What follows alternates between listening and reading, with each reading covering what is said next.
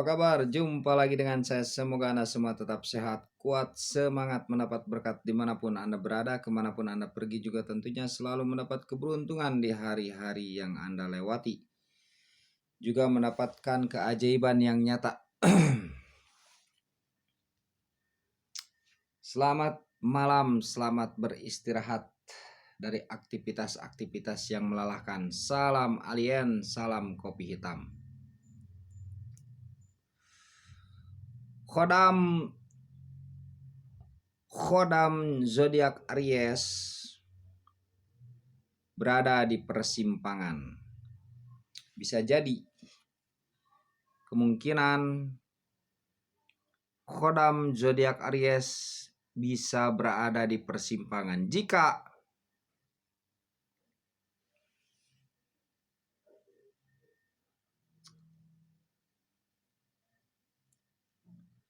dilalaikan. Jika dilalaikan tentunya ya. Jika dilalaikan.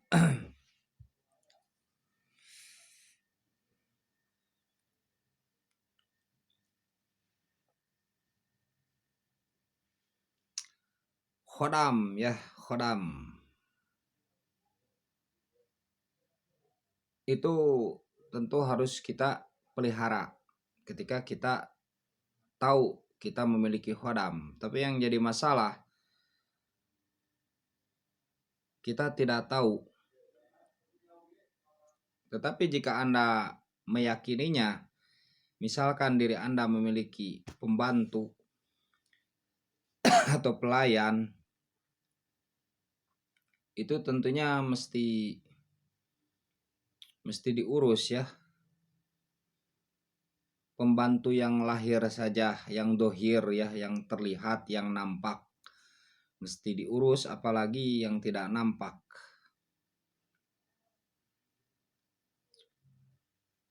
Nah begitu ya. Jika tidak begitu, kemungkinan akan berada di persimpangan, kan begitu ya. Ini majas nih, majas berada di persimpangan tuh. Berada di persimpangan tuh jadi seolah-olah akan kemana arahnya.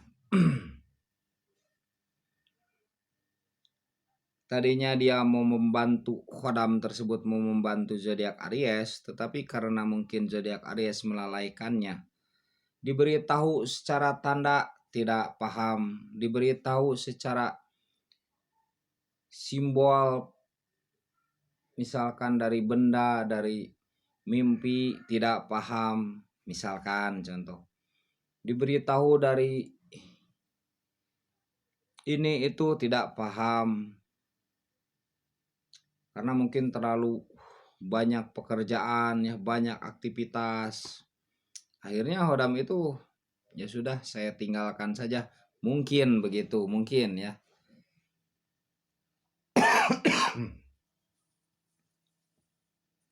Mungkin. Kan ini ilmu kemungkinan. Ilmu kemungkinan ya.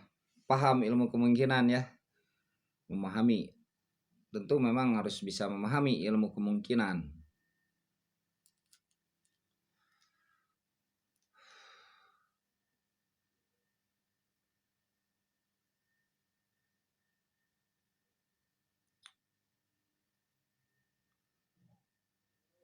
Ada kemestian,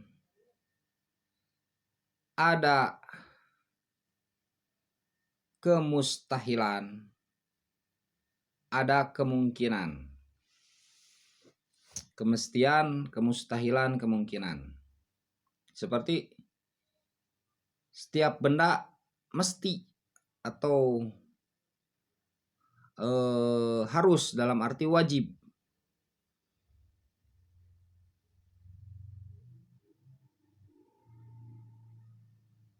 Memiliki tempat ya. Pasti ada tempatnya benda.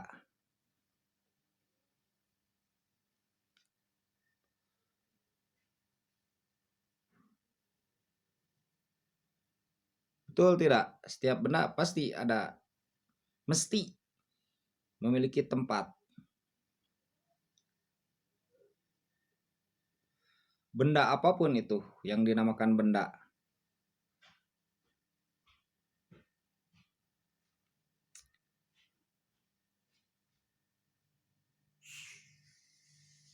Saya contohkan topi. Dan pasti ini topi ada tempatnya tuh. Nggak di sini, ada misalkan digantung, ada disimpan, kan begitu ya. Atau setiap benda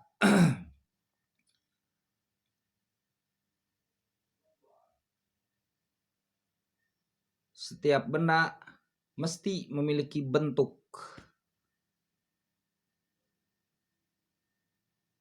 Betul tidak? Setiap benda mesti memiliki bentuk. Ini mesti dipahami bagi yang selalu berpikir logis-logis, logika, ini hukum akal.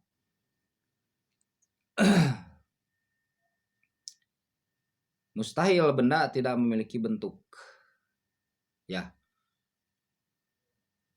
Benda pasti menempati suatu tempat dan memiliki bentuk. Benda juga mesti memiliki bentuk. Ada bentuknya tidak keruan, ada bentuknya bulat-bulat. Pasti memiliki nama juga tuh. Setiap benda pasti memiliki nama.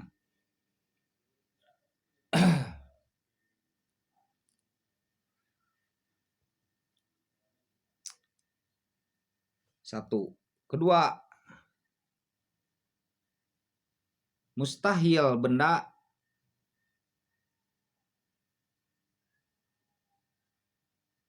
tidak diam dan tidak bergerak.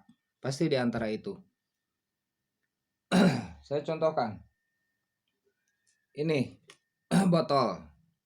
Kalau tidak diam ya bergerak. Diam, bergerak, diam, bergerak, diam, bergerak, diam. Pasti begitu.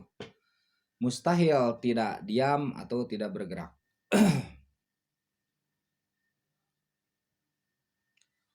Dipahami kan? Kemudian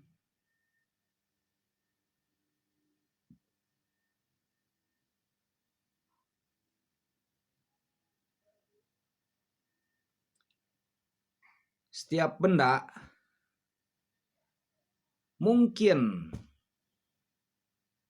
bergerak atau mungkin diam. Betul tidak? Mungkin bergerak, mungkin diam.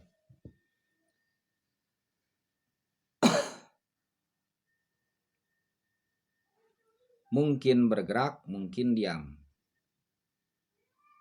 Mustahil kalau tidak diam dan tidak bergerak. Kalau tidak diam ya pasti bergerak. Kalau tidak bergerak ya pasti diam, kan begitu. Ini mesti dipahami dulu mungkin ya, sedikit saja.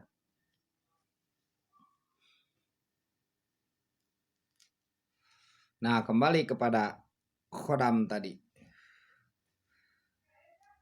Jadi bisa jadi kemungkinan itu khodam bagi yang mempercayai ya adanya khodam. Kalau saya percaya, sangat ya. Karena itu sesuatu hal yang mungkin,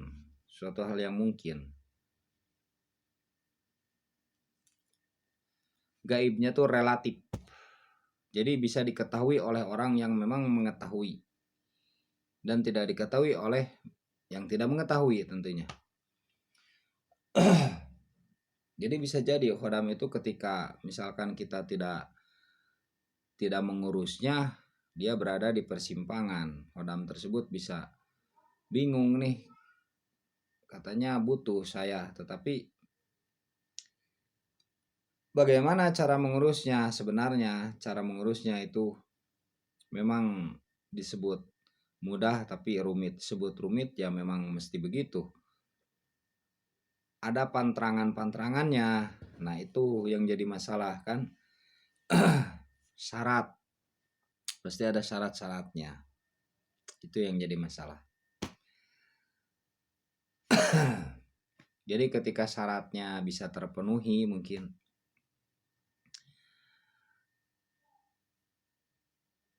bisa melaksanakan apa yang diperintahkan oleh khodam tersebut, apa yang diinginkan, ya pasti nurut kepada kita, menolong kita. Tetapi ketika mungkin kita tidak sanggup untuk memenuhi syaratnya, itu kemungkinan ya akan lari. Dalam arti berada di persimpangan, bingung khodamnya ya. Jadi begitu. Menurut pandangan saya begitu ya. Ini katanya butuh, katanya senang. Udah dikasih tanda. Atau itu bagi orang yang mengetahui ada khodamnya. Ini bagi orang yang belum mengetahui, misalkan dikasih tanda dalam mimpi, tidak memahami, tidak ingin bertanya, hatinya tuh mawakarap sorangan, tidak ingin bertanya kepada orang yang bisa, tidak ingin bertanya kepada orang yang pintar dalam bidangnya, tidak ingin bertanya kepada orang yang mengerti dalam bidang tersebut, tidak ingin bertanya, mencari lebih ilmu pengetahuan. Nah itu bisa makin bodoh ya kitanya. Malu bertanya sesat di jalan, kan begitu ada istilah.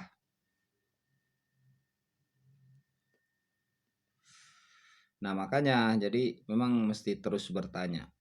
Jangan karena kita tidak bisa melihat kita mengingkari, itu tidak masuk akal ya.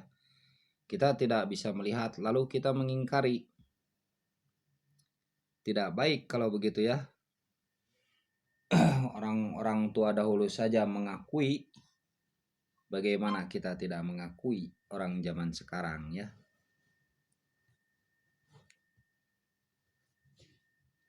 Dipahami kan? Semoga dipahami.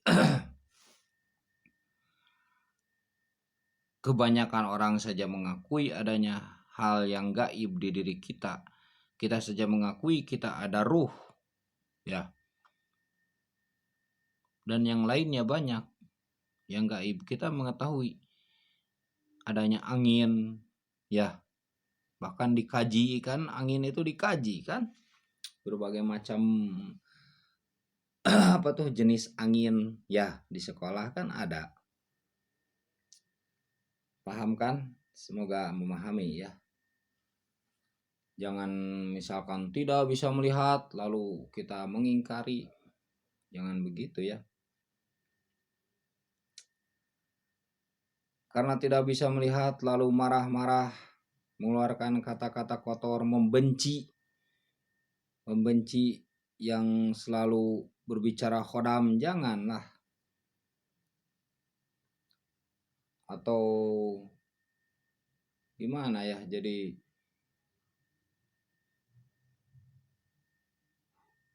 sensitif hati itu.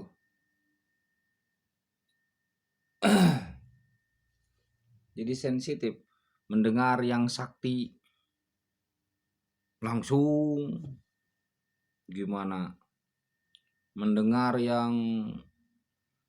kata dukun langsung gimana, janganlah. Mendengar yang gaib langsung wah gimana, jangan. Pengetahuan yang dimiliki tiap-tiap orang itu terbatas dan berbeda pengalaman. Mendengar paranormal langsung gimana, mendengar dukun langsung gimana, kan tidak baik kalau begitu ya.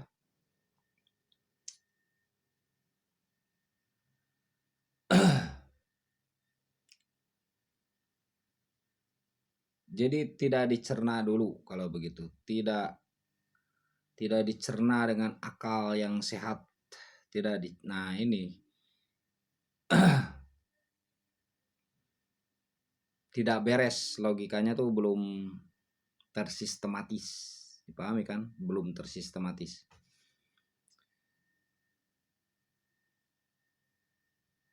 Saya ada logika lama ya, Aristoteles.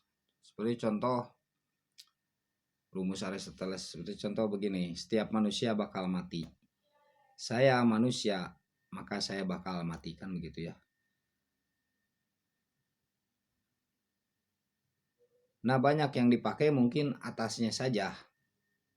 Kan rumusnya tuh A sama dengan setiap manusia bakal mati. Saya manusia, A sama dengan B. Kemudian Setiap manusia bakal mati. Saya manusia, maka saya bakal matikan begitu. Ini mengambil kesimpulan langsung tanpa dibereskan. Mengambil kesimpulan langsung tanpa tersistematis.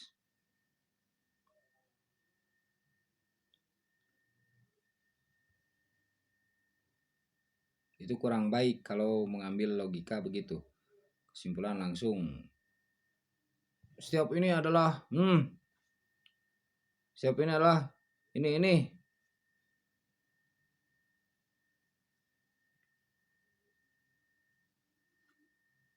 Mengambil kesimpulan langsung.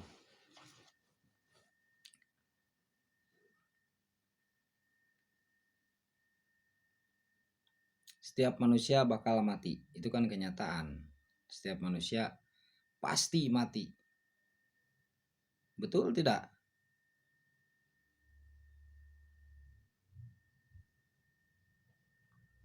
Kalau logikanya begini, misalkan ada yang melogiskan, misalkan contoh nih. Setiap manusia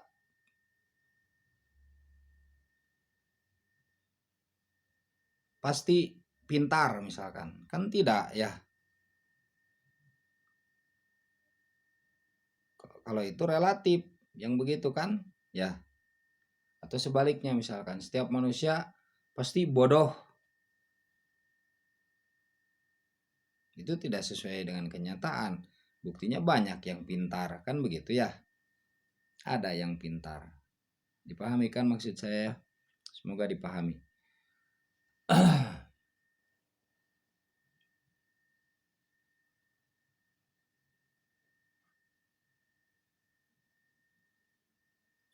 A sama dengan B, B sama dengan C, C sama dengan A, begitu ya kalau tidak salah. Kalau tidak salah saya lupa lagi. Nah begitu, semoga sehat selalu untuk zodiak Aries. Jadi memang jika zodiak Aries misalkan dia meyakini ada khodam di dalam dirinya, memang mesti diurus. Dan memang tugasnya tuh mesti benar-benar tuh paham kita dengan namanya, dengan tugasnya tuh apa saja. Kan ada tugas-tugasnya juga. Khodam itu memiliki, tidak semua khodam itu kemampuannya berbeda-beda, begitu ya. Yang saya ketahui nih, kemampuannya berbeda-beda. Semoga dipahami oleh zodiak Aries. Tidak, saya tidak menghakimi siapapun ya. Saya hanya berbagi saja. Mungkin bisa jadi menurut saya benar, tetapi ternyata salah. Dan bisa jadi saya menurut Anda salah, ternyata benar, begitu ya. Semoga sehat selalu.